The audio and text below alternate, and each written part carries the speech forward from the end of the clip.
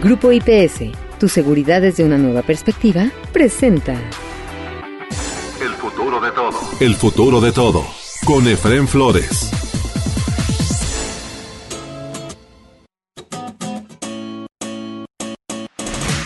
Bienvenidos a El futuro de todo, el podcast que ve hacia adelante, porque México tiene que ver ya la nueva realidad que imprime en cada uno de nosotros este maravilloso siglo XXI. Soy Efraín Flores, dándoles la bienvenida a un capítulo más de El futuro de todo.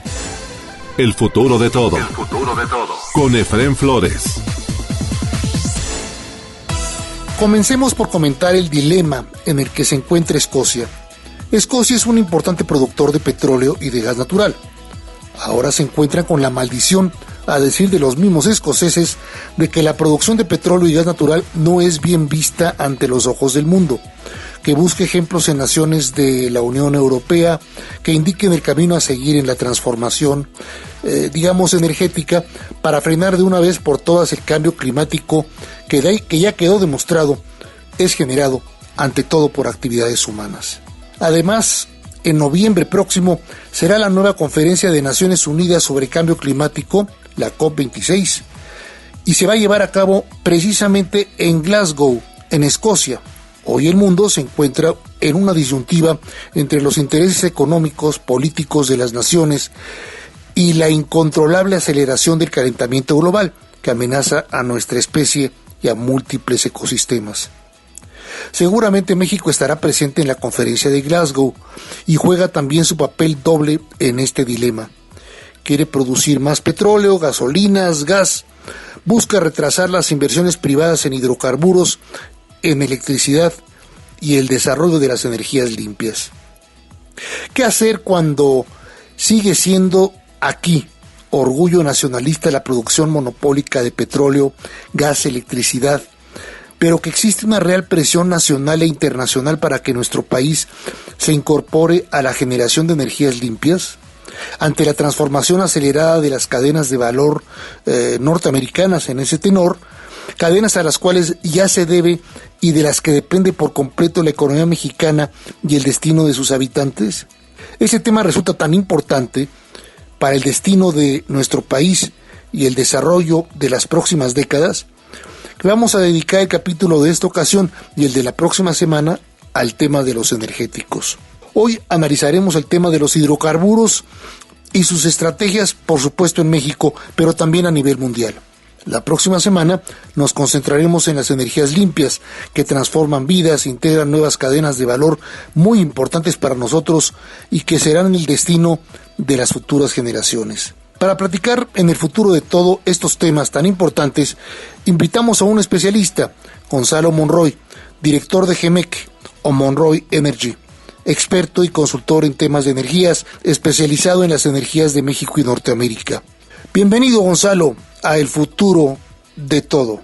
Platícanos, Gonzalo, en esta dicotomía global, ¿en dónde está parado México? Pues mira, esa justamente es parte de una gran discusión global que está ocurriendo hoy día precisamente en el mundo energético.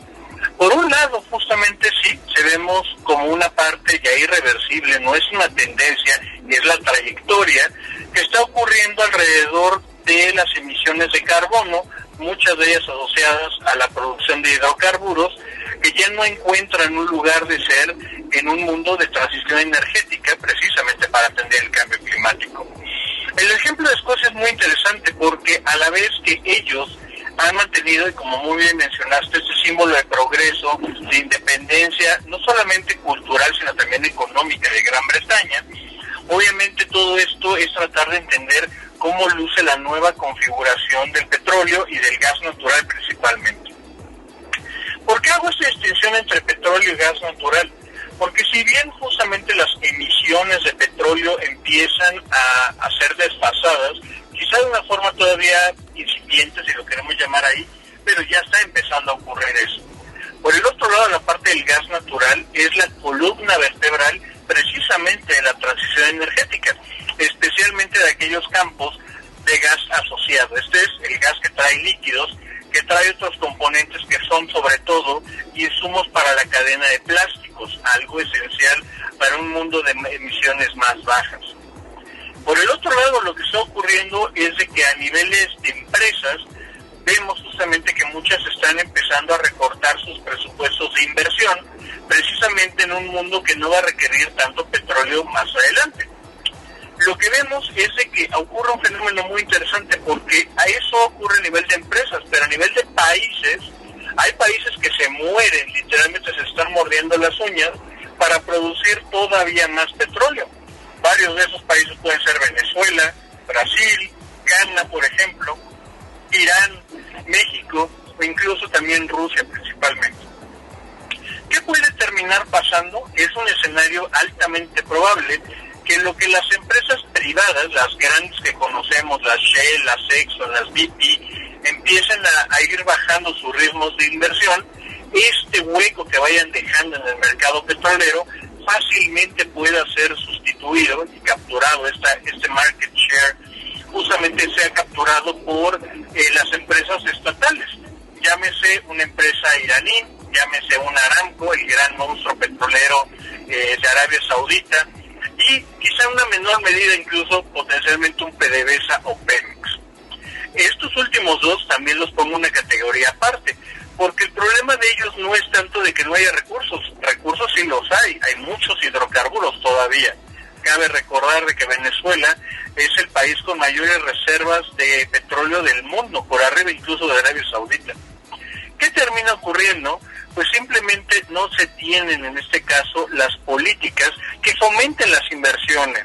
Ya lo hemos visto, por ejemplo, en el caso de Venezuela, donde el proyecto más grande que tiene el país, justamente el país sudamericano, el de la faja de oro, ya no lo pueden desarrollar precisamente por lo que está haciendo o por la salida que está teniendo Equinor y también que está teniendo la empresa Total. Al salirse estas, el gran proyecto petrolero, la gran expansión que se esperaba en Venezuela no va a ocurrir. Algo de una forma un poco diferente, pero en el mismo camino, ocurre con petróleos mexicanos. Las restricciones a la inversión, sobre todo privada, pues nos dejan con un desarrollo, yo te diría que manco, es tratar de llevar el Ferrari pues prácticamente sin pasar de primera velocidad. Si no tenemos un conjunto de inversiones, de políticas, de regulación que fomenten la inversión privada, pues obviamente vamos a seguir tratando de correr el maratón prácticamente de cojito. Así es. Y otra cosa también que es importante, ¿no? Ahora que me dejaste pensando, ¿no? O sea, si se reduce drásticamente la producción de petróleo y de gas a nivel mundial, lo cual además no va a ocurrir en los próximos, digamos, 3 años, ¿verdad? Pero si llegara a ocurrir esto, dejaríamos las puertas abiertas a países como Rusia, tú muy bien lo dijiste, a Irán, a Afganistán, Arabia Saudita, que sí van a seguir produciendo, ellos van a tener 1000 justificantes para seguirlo haciendo. Y por supuesto, calculo yo que por ahí anda la expectativa de un gobierno mexicano en que se va a seguir fomentando la producción en México de petróleo, independientemente de la reunión de análisis del cambio climático y los acuerdos a los que se lleguen en noviembre próximo, porque México tiene muchos recursos petroleros. Entonces, México yo creo que es de la parte del cinturón de países mentalmente subdesarrollados, donde decimos, bueno, ahora es nuestro turno, ya contaminaron todo lo que quisieron los grandes países poderosos, ahora nos toca a los países medianos contaminar lo que podamos para poder aprovechar nuestros recursos. Yo creo que estamos en esa tesis nosotros los mexicanos, los venezolanos, los brasileños, por supuesto, y otros países que por ahí, por supuesto, los Medio Oriente no se va a quedar callado, y Rusia no tiene mucho más que vender ahorita por la forma de gobierno que tiene, si no es petróleo y gas. Y de alguna manera Europa Occidental, la Unión Europea, depende todavía del gas natural ruso, pues para poder sobrevivir, sobre todo en los largos inviernos europeos, ¿no? Es muy correcto justamente en ese frente esta configuración configuración, esta nueva referencia geopolítica, yo lo llamaré de esa forma, que estamos viendo. Venimos justamente de un mundo, te puedo decir que apenas hace 15 años, donde justamente el que tenía el petróleo dictaba las condiciones. Totalmente. Eso es práctica. Pero ahora ya ha cambiado, justamente la revolución de las lutitas, todo lo que se desató a través del fracking, es que hay recursos a diestra y siniestra. Hay mucho petróleo en prácticamente todos los lugares del mundo. La competencia se ha vuelto para ver quién lo puede producir de la forma más barata y más rentable posible. Obviamente también dentro de ello existe un reto tecnológico grande. No es ninguna casualidad que solamente dos países, Estados Unidos y Argentina, hayan podido hacer funcionar las lutitas de forma considerable en todo el mundo. China lo ha intentado, también lo intentó algunos países de Europa del Este, y la realidad es que no es tan sencillo. Tienes que tener un ecosistema que soporte precisamente esta expansión de actividad, porque hay que entenderlo, detrás del fracking hay muchísimos recursos que se requieren, recursos humanos, recursos financieros, y esa parte ya no es tan sencilla. Además, por ejemplo, en el caso mexicano tenemos mucho recurso lutita, pero bueno, hay una instrucción clara de esta administración que no se va a explotar el producto lutita. Es correcto, justamente esta prohibición informal que tiene el presidente López Obrador, porque hay que entenderlo también, es todavía 100% legal hacerlo. La realidad es que esta prohibición informal está deteniendo los esfuerzos que todavía en este momento dependen 100% de Pemex. Obviamente cuando se pone esto de que, a ver, vamos a dejar de producir y todo lo vamos a mandar al mercado interno, pues tampoco es una solución realmente de fondo del dilema que hablamos al principio, de esta transición energética. Porque por otro lado, mientras seguimos haciendo la producción importante en refinerías, donde el principal producto que sacamos no es gasolina o diésel, es un combustible de alto azufre. Y este combustible, por desgracia, cada día tiene un menor mercado. En diciembre de 2020 empezó la prohibición de la Organización Marítima Internacional de que los buques funcionaran a través de este combustible. Obviamente eso le ha cerrado las puertas a Petróleos Mexicanos, que encontró para bien o para mal en CFE un cliente cautivo al cual meterle combustible. Sin embargo, ese combustible es tanto que no ha encontrado otra cosa que tratar de venderse con un súper descuento como una especie de crudo degradado a los grandes refinadores de la costa del Golfo de Estados Unidos. Sí, o sea, es que, a ver, sobre todo para los jóvenes que no conocen mucho a lo mejor del mercado energético petrolero en México, pero México no es un productor masivo de petróleo ligero, sino de petróleo más bien pesado, ¿verdad? Y petróleo que tiene que combinarse con otro tipo de petróleo o sea, internacional, para poder dar la mezcla adecuada que permita generar inclusive gasolinas que puedan ser usadas por los automóviles modernos. Yo recuerdo cuando tenemos todavía algo significativo del petróleo Olmeca, que ahorita es mínimo lo que producimos de petróleo Olmeca, que es nuestro petróleo ligero. Es correcto, Efren, es correcto. Ahí la mezcla es muy importante para poder tener una utilización correcta, eficiente, y con esa parte eficiente rentable en el negocio de la refinación. El gran problema es que cuando la mezcla mexicana se volvió cada día más pesado, principalmente por la producción de su campo supergigante de Cantarell y del complejo de Kuma-Loxap, sí, la mezcla se volvió más pesada y nuestras refinerías, originalmente diseñadas para un crudo ligero, se enfrentan grandes problemas operativos. Precisamente por esto es por lo que Petróleos Mexicanos decide, por esta estrategia de la que estamos comentando Gonzalo Monroy y un servidor, es por lo que Pemex decide intentar comprar el 100% de la refinería de Deer Park, en la que estaba coinvertido con Shell en Texas, ¿verdad? ¿Es correcto? Y bueno, finalmente todavía no sabemos cuál va a ser el destino de esa adquisición. Lo cierto es que necesitaba una refinería del tamaño y de la capacidad tecnológica de la de Deer Park para poder refinar los petróleos pesados mexicanos. Y de esta manera convertirlo, digamos, en gasolinas aceptables, en combustibles aceptables para venderle a otros y para traer a México. Es correcto eso, o sea, con un combustible pesado, con un petróleo pesado, el coche mexicano actual se desviela por completo.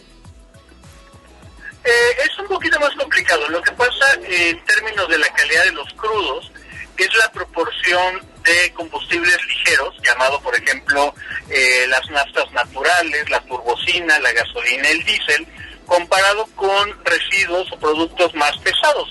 Llámese por ejemplo el queroseno, sí, llámese el combustóleo, o lo último que sale, que es esta cosa llamada el residuo de vacío, que es algo ya prácticamente sin poder calorífico, prácticamente algo muy similar al asfalto. Ahí es justamente donde está el punto. Se trata de lograr tratar de sacar la mayor proporción de estos refinados ligeros. Ahora, hay un fenómeno muy interesante. Dado que la proporción, que es aproximadamente 45% de cada barril de crudo mexicano nos va a dar combustóleo, es donde entramos a procesos más complicados. Uno de ellos, principalmente, es el de la coquización, el de las coquizadoras. Justamente en ese proceso, es un proceso físico-químico, donde a través de inyección de sustancias y principalmente de calor, las cadenas más pesadas de hidrocarburos del combustóleo se rompen y generan de ese combustóleo una fracción todavía de gasolina y de diésel. En otras palabras, le sacamos agua a las piedras. El gran problema es que eso termina siendo muchas veces más arte que ciencia.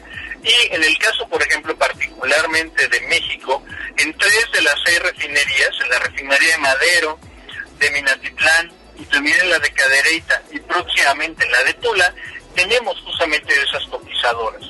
¿Cuál es el problema? No es de que sea una tecnología prácticamente de los aliens o que los mexicanos no podamos conquistar o a empezar justamente a tener cierta experiencia y expertise. El problema es justamente las adecuaciones tecnológicas que se han hecho a refinerías, estas reconfiguraciones, que sinceramente no han salido bien, así de sencillo. Y eso obviamente nos ha llevado a grandes retrasos, a problemas justamente de operación graves en el caso de México, y que no se le ha sabido sacar este debido provecho. Vamos a pensar, siguiendo el ejemplo de sacarle agua a las piedras, que de pronto nos tardamos 1000 años para sacar 1 litro, pues obviamente eso no va a ser eficiente. Y en eso es precisamente lo que nos hemos tardado, cerca de 17 años, en hacer trabajar bien a las coquizadoras en México. Y los resultados, por desgracia, Efraín, no han sido para nada positivos. Ahora, hay países donde la coquización de las plantas se hace de manera más eficiente. Sí, por ejemplo, el mejor ejemplo precisamente es Deer Park.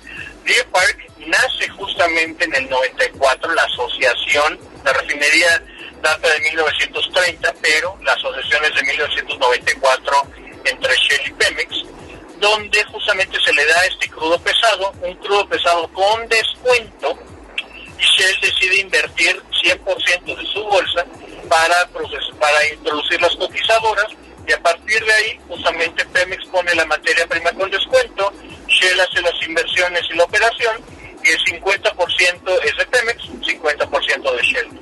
Ese fue el trato que se hizo en Deer Park.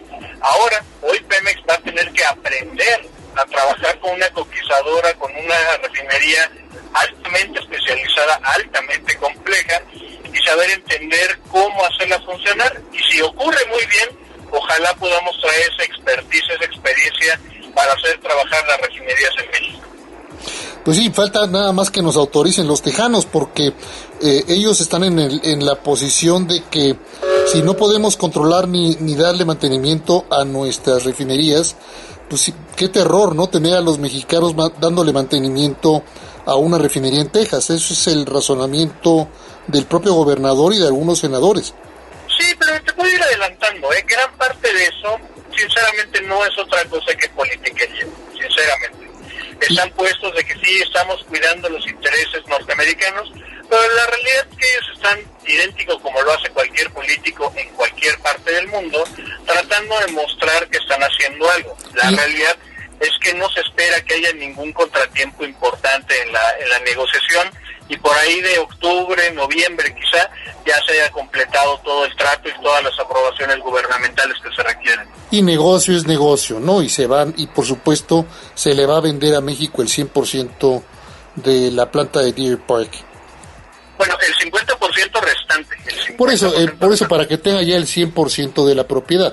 La próxima semana vamos a continuar con la segunda parte de esta interesante entrevista. Si a usted le interesa conocer más acerca de GEMEC, los estudios y servicios de Gonzalo Monroy, visite el Twitter de Gonzalo, @GMonroyEnergy, que para su comodidad aparece en la portada de este podcast específico de El Futuro de Todo. Muchas gracias a Gonzalo Monroy por platicar con nuestros amigos del Futuro de Todo acerca de temas de gran trascendencia para el desarrollo y mejor forma de vida de todos los mexicanos de hoy y del mañana. Recuerde que la próxima semana estaremos nuevamente con Gonzalo, pero con energías limpias. 20 segundos de mensajes y regresamos con más aquí a El Futuro de Todo. ¿Te preocupa tu seguridad o la de tu empresa? ¿Necesitas oficiales de seguridad, protección ejecutiva, monitoreo personal o vehicular? No te preocupes. Con Grupo IPS, empresa mexicana en seguridad privada, tu seguridad desde una nueva perspectiva tiene lo que necesitas. Además, son especialistas en alarmas y seguridad electrónica. GrupoIPSMexico.com. El futuro de todo. El futuro de todo. Con Efrén Flores. Maestro Ricardo de la Peña, bienvenido a El Futuro de Todo. ¿Cómo viste, sobre todo el 16 de septiembre, el desfile, y no te voy a decir el desfile militar, sino la apología del presidente previa al desfile? Mira, creo que ha sido una semana muy intensa en un juego de reposicionamiento de México, del gobierno de México, del gobierno López Obrador, ante toda América. Creo que desde luego está fuera de lugar lo que hizo el señor presidente López Obrador de ocupar una tribuna que formalmente está destinada al festejo de la independencia de nuestro país para elogiar a un gobierno que, bueno, lo menos que podemos decir es que es una dictadura, que es uno de los países latinoamericanos donde no se respetan los derechos humanos y donde no se lleva a cabo un relevo del poder a través de procedimientos democráticos, y lamentablemente hace una apología de este gobierno y le da una tribuna indebidamente. Yo creo que esto tiene que interpretarse más allá de lo que es la apología al régimen cubano y la alianza particular con Cuba, y creo que viene a cuento la cumbre de la CELAC que se realizó a continuación. ¿Por qué? Porque de alguna manera lo que estamos viendo es una intención de reposicionamiento de México o del gobierno de México dentro del contexto latinoamericano, donde busca recuperar un liderazgo que de alguna manera ya ha perdido en una alianza con un sector de gobiernos dentro de la propia América Latina que no es precisamente lo más democrático ni la parte más luminosa de los gobiernos de América Latina, pero que de alguna manera constituyen un polo opositor a la hegemonía norteamericana y que pretende de alguna manera un cambio en la conformación de organismos y en la lógica de relación en América Latina, donde yo creo que más allá de querer realmente conseguir un cambio, lo que estamos viendo es una toma de posición en la cual se muestra con una presencia y una fuerza el gobierno de México que busca llamar la atención a que realmente es nuestro objetivo, nuestro interlocutor primordial, que es Estados Unidos. un gobierno de Estados Unidos que desde que tomó la presidencia Biden no le ha hecho mayor caso al gobierno de México, lo ha dejado como una relación que no es la central para el propio gobierno, que está viendo muy hacia adentro y al mismo tiempo está viendo hacia otro tipo de vínculos que no pasan necesariamente por México. Ante esta desatención, sabiendo México que juega un papel estratégico en este momento para el gobierno de Biden, en tanto que le está quitando presión por las migraciones, las fuerzas federales migratorias de centroamericanos y población del Caribe, que México está cumpliendo el papel del policía, del área de control el migratorio, del represor, a favor de que Estados Unidos no tenga mayores problemas. Eso lo ubica a México como un aliado estratégico, que además es un socio comercial de Estados Unidos, del que difícilmente puede desarticularse una relación de alianza y de amistad política, y donde entonces este juego de aproximación con gobiernos hacia, entre comillas, la izquierda latinoamericana, genera más que un cambio de correlaciones políticas en el seno de las Américas o de América Latina, lo que propicia es un llamado de atención al gobierno de Biden, que ya tuvo respuesta, porque el gobierno de Biden habrá atendido el llamado, se habrá podido molestar muy claramente por las acciones, pero sin embargo comienza a establecer una comunicación más estrecha con el gobierno mexicano.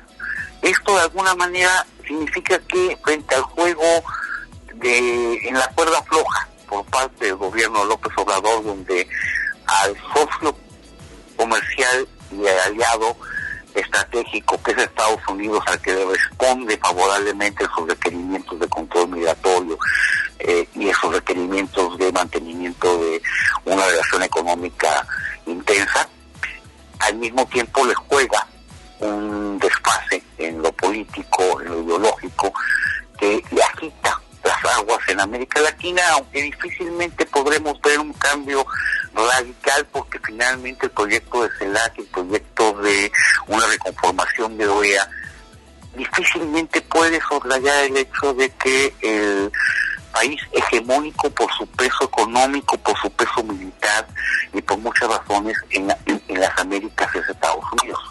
Y bueno, finalmente no podemos pensar en una igualdad de los que son desiguales, sino en la búsqueda de equilibrios nuevos, pero que de alguna manera tendrán que seguir reflejando esta condición predominante de Estados Unidos, pero a lo mejor en un contexto donde haya un poquito más de espacio para los gobiernos que se orientan hacia, entre comillas, nuevamente la izquierda, y que aligere un poco la actitud contraria a ellos por parte de quienes comandan la OEA. Entonces, más que una transformación radical de organismos internacionales de América, lo que podemos estar esperando es tal vez la reorientación de las políticas en el seno de la OEA, que pudieran pasar por ablandar un poco la actitud contraria a los gobiernos de Bolivia, de Venezuela, y eventualmente inclusive a poner sobre la mesa de consideración de la posibilidad de participación o reconocimiento de Cuba en el concierto americano, aunque esto es mucho más difícil que se dé, aunque se dé en el corto plazo. Pero recordemos que finalmente el gobierno de Obama fue más cercano al gobierno cubano, que Biden estaría más próximo eventualmente a la posición de Obama que a la posición de un Trump, que volvió a incrementar la tensión con Cuba. En ese sentido, yo creo que nuevamente el gobierno de López Obrador lo que está haciendo es jugar en la cuerda floja, jugando entre dos juegos y buscando lo mejor de ambos mundos, de tener al socio comercial con el cual puede mantener una lógica de crecimiento económico sostenido y de aportación de remesas a través del empleo de mano de obra mexicana, y al mismo tiempo el poder recuperar cierta posición, cierta presencia, cierto prestigio en el panorama latinoamericano, sobre todo entre los sectores que son más cercanos al corazón de ese núcleo duro, de ese núcleo fundacional de lo que es Morena y de la alianza que encabezó López Obrador que lo lleve a la presidencia. Estupenda como siempre la reflexión del maestro Ricardo de la Peña, sobre todo por el equilibrio en el análisis de lo que atestiguamos en estos días patrios y de lo que significa para la estrategia geopolítica de nuestro país la reunión de este año de la CELAC. Si a usted le interesa conocer más sobre Ricardo y su organización Investigaciones Sociales Aplicadas, visite el sitio www.invesoc.com, que para mayor facilidad publicamos aquí en la portada de este podcast específico de El Futuro de Todo. Eso es todo por hoy en El Futuro de Todo en México y de cara al mundo. La realización y producción de este podcast, El Futuro de Todo, está a cargo de Mario Díaz y su equipo en redes. Un servidor, Efrén Flores, se despide de ustedes esperando contar con su presencia en el próximo de nuestros podcasts de El Futuro de Todo. Hasta entonces. Grupo IPS, tu seguridad desde una nueva perspectiva, presentó El Futuro de Todo. El Futuro de Todo. Con Efrén Flores.